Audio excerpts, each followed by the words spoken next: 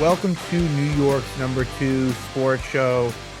Let's discuss the New York Giants day one of free agency and the first one under John Harbaugh. And a theme for today and what is probably to come is players following previous coaches. And for the Giants, Isaiah Likely is what starts out the day. And of course, he was with John Harbaugh in Baltimore for the past 4 seasons.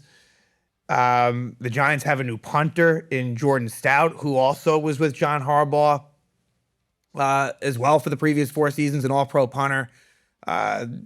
Giants bring back, unrelated to that, Jermaine Eluemunor, right tackle on a 3-year deal worth $39 million, which I think is a really reasonable average annual value. And then the Giants try to shore up inside linebacker with Tremaine Edmunds, formerly of the Bears, before that of the Buffalo Bills, when Joe Shane was the assistant coach there when he was drafted in Buffalo in 2018. And as well, on the flip side, the Giants do lose players primarily to Tennessee. And of course, Brian Daboll is the offensive coordinator with the Titans, and Daniel Bellinger goes to Tennessee on a 3-year deal worth $8 million, which is more than I thought that he'd get. Wan'Dale Robinson cashes in big time on I believe it was a 3-year deal for Wan'Dale. Actually, no, it might have been a 4. I think it might have been a 4-year deal for Wan'Dale Robinson with the Tennessee Titans. Cor'Dale Flott, and that's the one, Wan'Dale's price was just too much, and for what his role was. We're going to discuss sort of I think Isaiah Likely in a lot of ways, in some ways he replaces both Daniel Bellinger and Wan'Dale Robinson. But Cor'Dale Flott, I think today was mostly a pretty good day. Not perfect, but I think that the Giants were able to stay away from, some contracts that I think would have been problematic. And I think their team is better today than it was going in. But more than anything, building through the draft is the most important thing. Free agency, that is important. Don't get me wrong, but there's still a lot of work to be done, a lot of holes to fill. But yeah, a lot of 2022 Giant draft picks going to the Tennessee Titans. But let's kind of go through it chronologically, and let's maybe do a little bit of a catch up as well. Tie up some loose ends and things like that. Like, quite frankly, because these things can get lost, and it makes sense why they would. Like, the earliest thing that happened in the day was that the Giants actually re-signed Chris Manhertz, which is a very minor move. He had been with the Giants the last couple of seasons, just a strictly blocking tight end, a very good blocker. Doesn't do much in the receiving game. There's been a lot of talk about the Giants, under Harbaugh, and it probably will happen, maybe getting a fullback, right, like a Patrick Ricard, someone, who was with Baltimore. We could see that at some point. But for now, as we're recording this, the tight end room, brings back Chris Manhertz, who, again, was with the Giants since 2024, been in the league for a long time, about 12 seasons, I believe. And it already, of course, has Theo Johnson, who is more of a receiving tight end. And, there's Thomas Fidone, who was a, 7th round pick last year, who we didn't see much of. Maybe he gets somewhat of a chance. But, the Giants bring in Isaiah Likely on a 3-year, $40 million deal.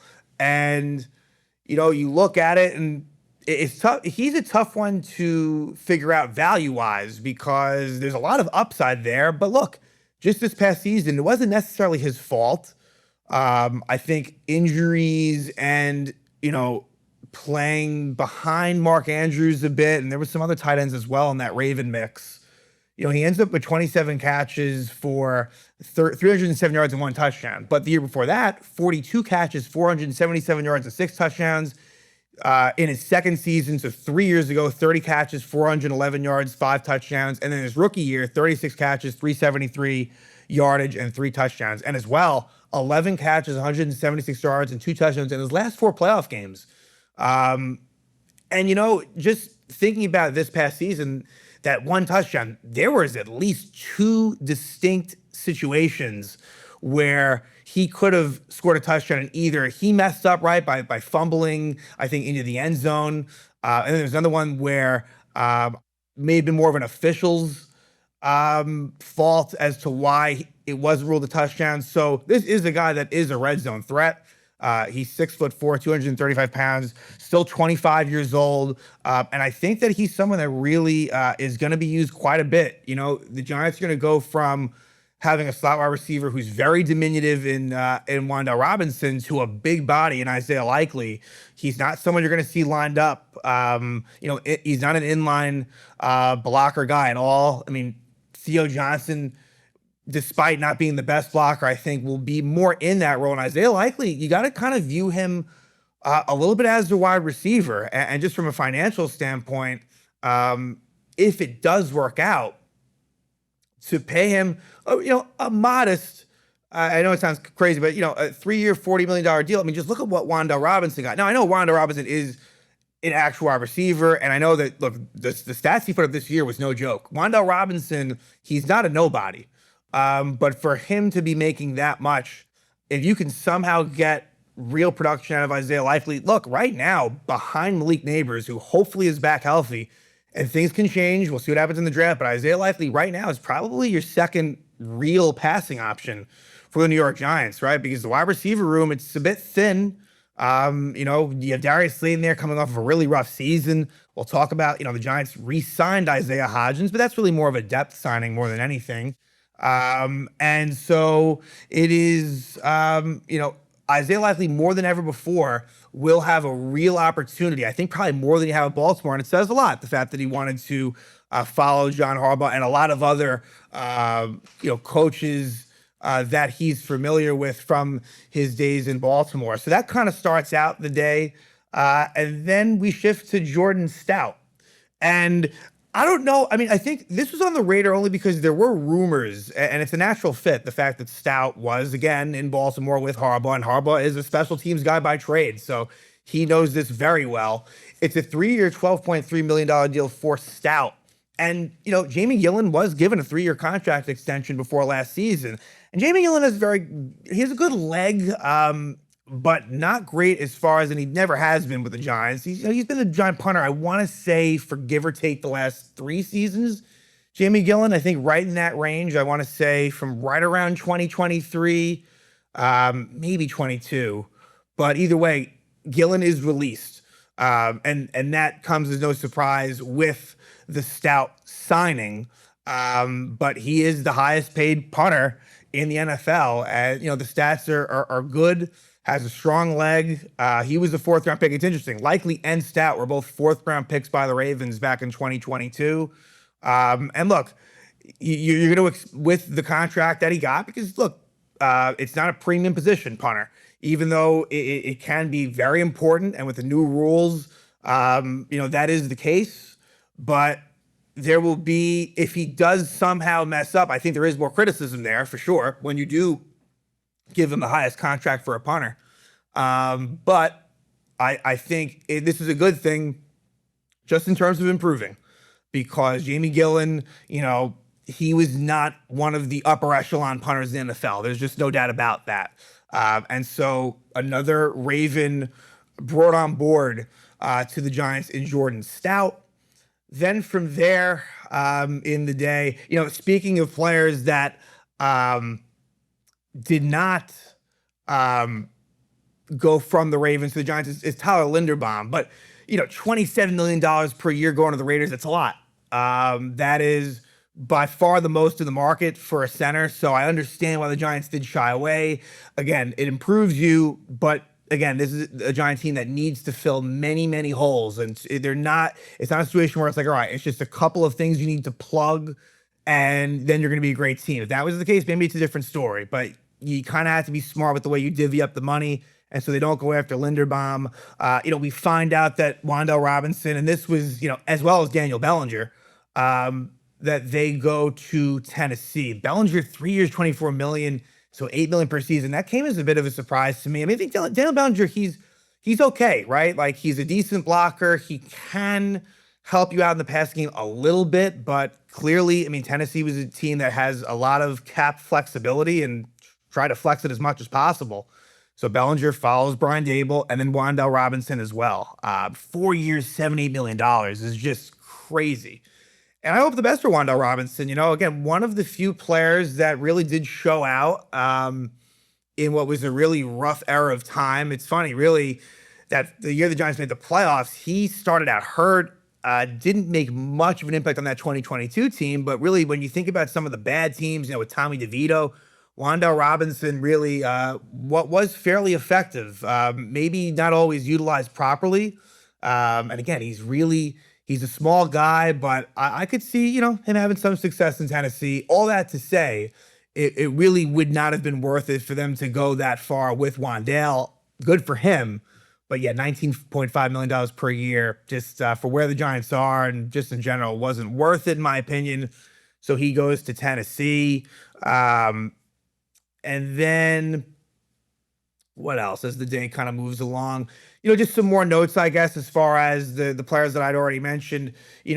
Isaiah Likely, very impressive on off-script plays. And I kind of remember that with Lamar Jackson. Jackson Dart, one of his strengths is kind of rolling around and buying time and things like that. Hell, we even saw, even though I didn't want it to happen, that ridiculous play from Dart to Daniel Bellinger in the last game against the Cowboys. Well, Isaiah Likely really was big time for Lamar Jackson in plays where he had to run out of the pocket. Again, hopefully that shows up again for the New York Giants.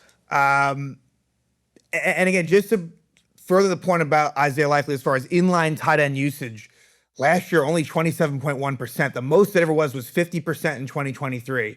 But typically, it's somewhere in the 25 to 50% range. He doesn't have Mark Andrews ahead of him, but I think he'll be used in conjunction with Theo Johnson. I think that they'll both be on the field at the same time in a lot of cases. And then the Giants signed Tremaine Edmunds. Now, he, on a 3-year, $36 million deal. Edmunds was someone that was talked about a lot, possibly as a trade acquisition, but the Bears ultimately let him go.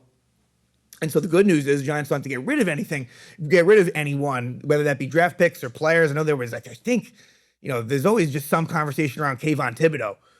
And speaking of Kayvon Thibodeau, as far as, being traded in a player-for-player deal, Thibodeau, because I don't know if I'll get back to it, when you think about the 2022 draft class, he may be the last man standing. And it's not to say that there weren't bad, it's not to say that they were all bad players that came from that draft, and it's still to be seen, right? We don't know the status on Micah McFadden, although I'm a little skeptical. I think there's a chance that they do bring him back, but at the same time, hearing the rumors, it may not happen. But today, for the solid players that were from that draft class, they have since left. And that does happen, and it's just sad because, I think unequivocally the 2022 draft was better for Joe Schoen than the 2023 one. But, even Kayvon Thibodeau, who, look, come the start of the season, he may be gone as well. Not a great sign and not great for a franchise with all the, they must have had, give or take, 10 draft picks and not a whole hell of a lot to show for it, when their rookie deals are up. But as far as Edmunds goes, this is a guy that for an inside linebacker he's better in coverage. It's a different style linebacker than, let's say, Bobby Okereke. Last year actually had 4 interceptions. In the last 3 seasons, 9 interceptions combined, 4 in 2025, 4 in 2023. Still only 27 years old. Even though he's been around for a while, I wouldn't call him old. 112 tackles last year, 110 the year before, 113 the year before that, 102. So pretty consistent. Look, we'll see how this one goes, this Edmunds signing. I'm probably more bullish on, there were 3 big signings today. One a re-sign and Eluemunor, which we'll get to. I'm more bullish on Likely than Edmunds. Look, I think it's one that you needed to make. But you see things that happen, and it's tough to compare things, right? And it's not always a 1-for-1 situation. And, I think the Giants got a bargain on Jermaine Eluemunor, but, there's just things, you find out later on in the day. For example, I believe it was Devin Lloyd that signed a 3-year, $45 million deal, which is, of course, a little bit more than Edmunds, with, I think it was the Carolina Panthers. So, again, just to compare other potential linebacking options, I think the Edmunds one is fine. I'm interested in what he can bring to the table.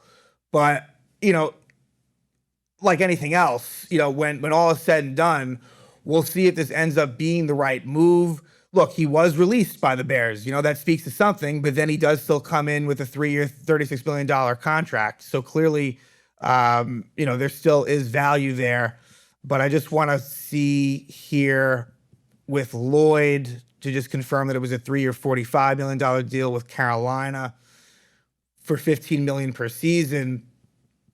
But, with Edmunds, it's going to be interesting to see who they pair him up with. I mean, again, there is a chance that it's Micah McFadden, but of course, he's coming off of a tough injury. And I think he's going to have to kind of settle on a little bit of a discounted contract with the uncertainty there.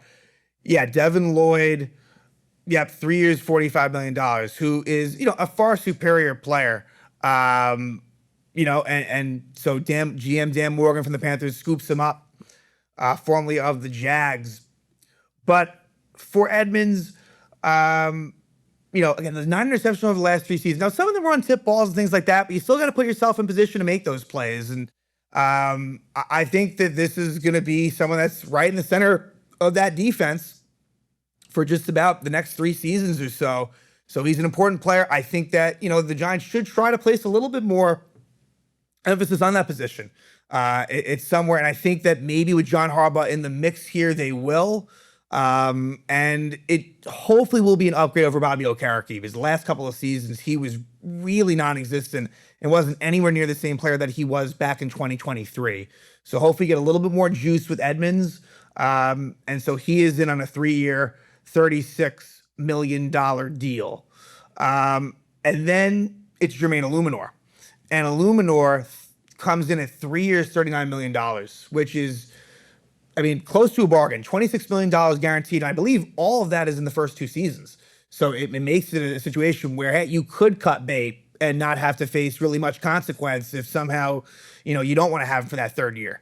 Eluemunor, it almost felt like a bit of a hometown discount. I believe that he had to have had better offers. Look, he's up there in age. Jermaine Eluemunor, he's not young, but finally now there's some stability. When he was first signed by the Giants, it wasn't known for sure. It made sense to have that right tackle, but I remember, I think originally with Evan Neal, who, speaking of the 2022 draft, that's the guy that I'm looking forward to not seeing again in a Giant uniform.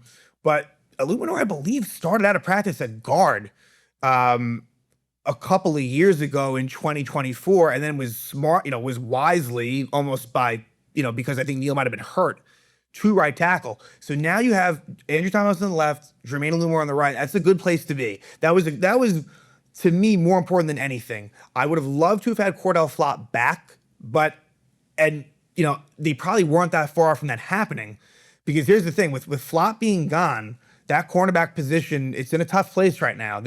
I'm not sure what the solution is going to be. Jamel Dean, who formerly of the Bucs, signed with the Steelers. I think he was kind of in their plans, and that didn't, happen the way they wanted it to. So we'll see. But, kind of switching gears, with the cornerback position, and we'll get back to Eluemunor. But yeah, Deonte Banks is someone that I think that they know not to trust. But with where things are right now, look, out of all of those guys you think of course, I think we kind of group in some ways Evan Neal, Jalen Hyatt, and Deonte Banks in the same bucket. Neal's quite literally gone. He's a free agent. Hyatt is still under contract, but I don't see anything coming of that. Banks, I don't like him at all in terms of what he is character-wise, and I don't think he'll ever be that good, but I could see them at least giving him a chance. But all to say that they know that they have to improve upon the position, obviously. All you have is Paulson Adebo, and really, for my money, Adebo, he's not a number 1 corner. I think you can live with him maybe as a number 2. So that is a bit of a concern for me currently, but there's still a lot that can happen. But going back to Eluemunor, it's great to have tackles that you can trust. And what we'll find out more, I think, soon is what they're going to do on the interior. There's been a lot of smoke around the Giants signing someone like Elijah Vera Tucker, formerly of the Jets, but I think the Jets are still trying to retain him. So we'll see what happens there. But a lot of things still in the offing. I mean, even John Runyon, he's the left guard right now, but there's a world where, what if the Giants signed a Wyatt Teller and a Vera Tucker and then released John Runyon? That could happen. I mean, Greg Van Roten, I think they'd like to bring him back, and I think that he might be okay with coming back on somewhat of a team-friendly deal. So that is important, and I'm curious about. But even more important is having those bookend, again, tackles protecting Jackson Dart. And this Jermaine Eluemunor signing, that was as low as it could have realistically been. $13 million a year. It puts him right in the middle range. I think 14th or so as far as average annual value for right tackles. So that one has me pretty excited. And then from there, Austin Schlottmann is another one. Speaking of the offensive line, he signs a 2-year deal with the Titans. So clearly Brian Daboll valued him as well. Originally it was reported that it was a 1-year deal, ends up being a 2-year deal with a little bit of, guaranteed money there. So he actually filled in quite nicely when John Michael Schmitz was injured. So again, just all those players going to the Titans includes Austin Schlottmann. And we're going to see what happens. Look, Marcus Bowe is another one to consider. I think it's, especially with bringing back Eluemunor, Bowe being in that interior mix, that could make sense as well. I think he might be better suited for that than tackle, whether that be guard or center. I hope that this coaching staff is wise enough to see what that versatility can bring.